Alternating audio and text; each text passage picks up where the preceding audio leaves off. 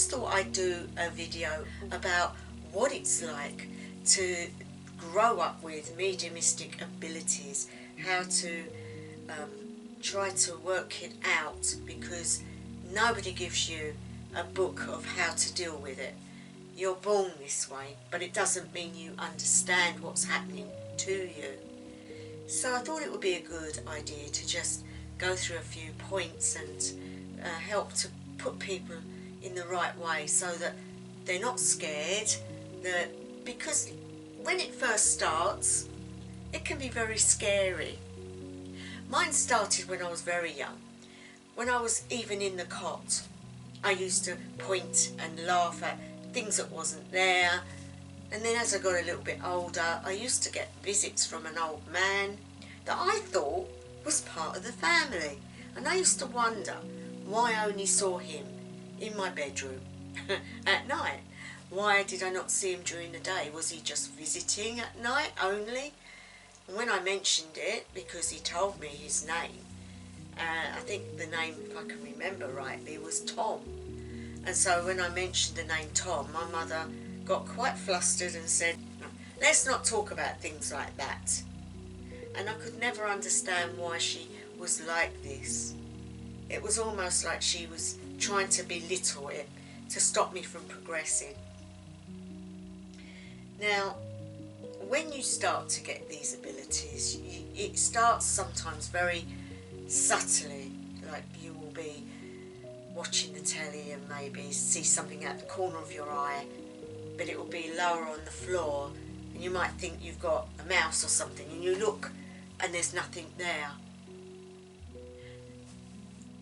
And so you think to yourself, but I'm seeing this a lot and there is no mouse. You're checking everywhere and there is nothing. Or you might be laying in bed and you hear a noise, like somebody's coming up the stairs, or I used to get the flushing of the chain of the toilet, would you believe? It used to freak me out, especially if I was on my own in the house and I'd hear the toilet flush.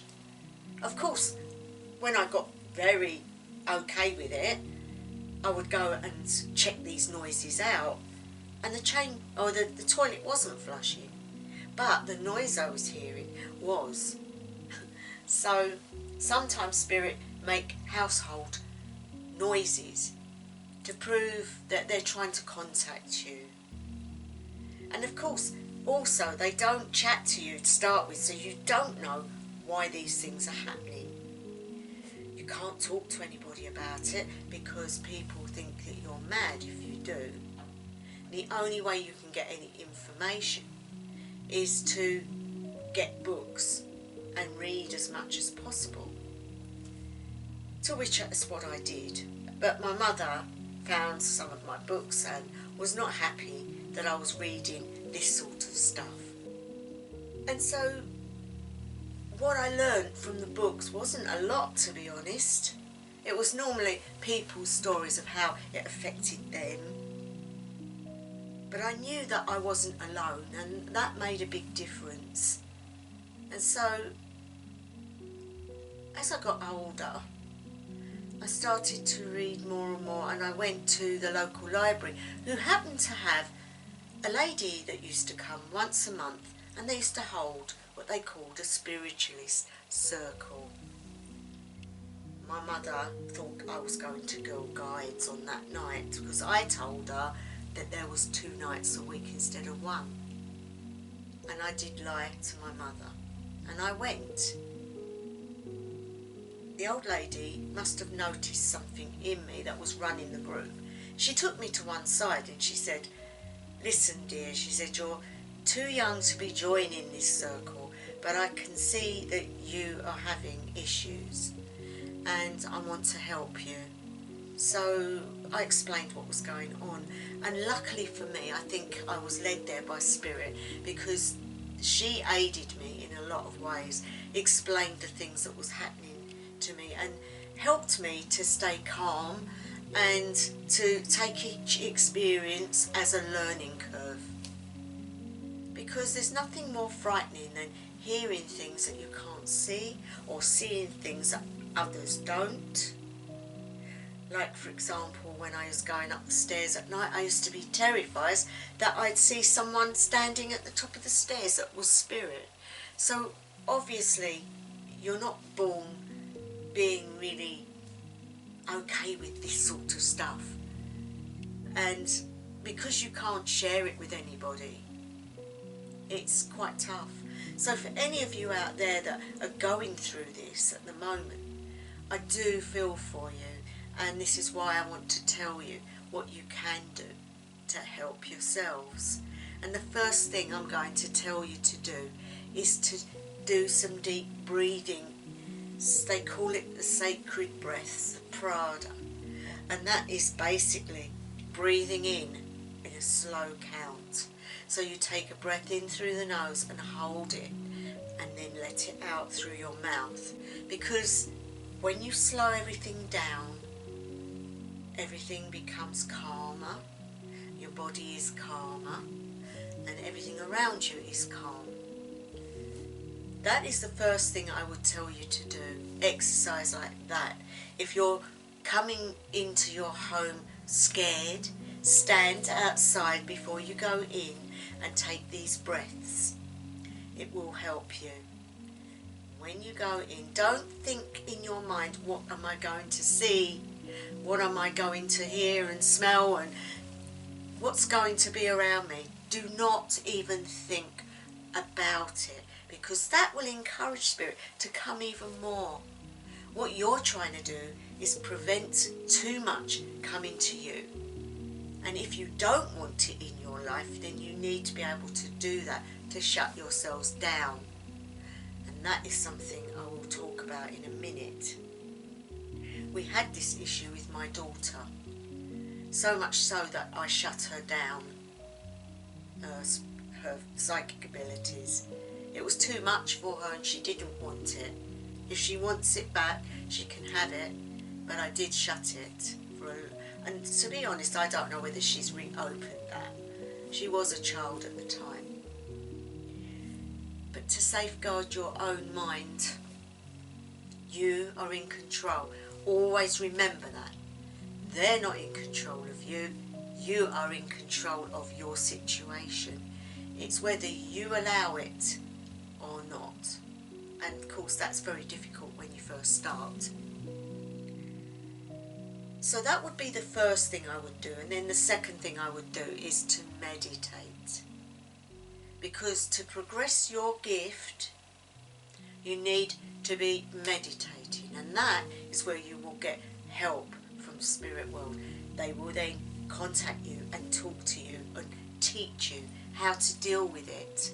You will be given a guide that will help you to understand what it is you're seeing, hearing and feeling. It takes a long while, but if you carry these steps forward, you will then be in control, and your gifts are what they say they are. It is a gift. It's something that not everybody gets, but it is still on your watch. If you don't want it, or you don't want to be seeing them, you tell them to go away. Your word is the word. They cannot interfere with you if you put that barrier up. Now the other thing that I like to do to make sure that they understand is I have a trapdoor in my chakra, in my crown. I visualise it. It's there. It's a trapdoor like what you get in the ceiling that goes into a loft. I see it that way, that they are there and you are here. And so when you've finished, or if you don't want anything that night with them, you make sure that that trapdoor is shut and you bolt it. That will stop it happening. Also remember that when you first start, you are not in control. You need to get that control. And they don't come to scare you. They think that they are making their presence known to you so that you can eventually communicate with each other. There's a lot of spirit that just want to get messages across to those that are seeking them. They don't realise that the ones they want to talk to are not with you. But it's your job then to, if you're going to pass that message on, that you know who it's for. And that's why you have to get it in the right way. You have to set a plan up. You have to tell them when you are prepared to do it. Make a time and a day of the week that's when you will give them that time. Talk to your guides, even though you can't see them. Say to them, I am prepared to do this on this day at this time, but the rest of the time is mine. And gradually you will see things open up, like you will become part of a shop that does readings, or you'll go to the spiritualist church and do platform work, or you will just do yourself, set up your own website and do readings that way. And Spirit will then learn that that is the way that Spirit can come through and get their messages across.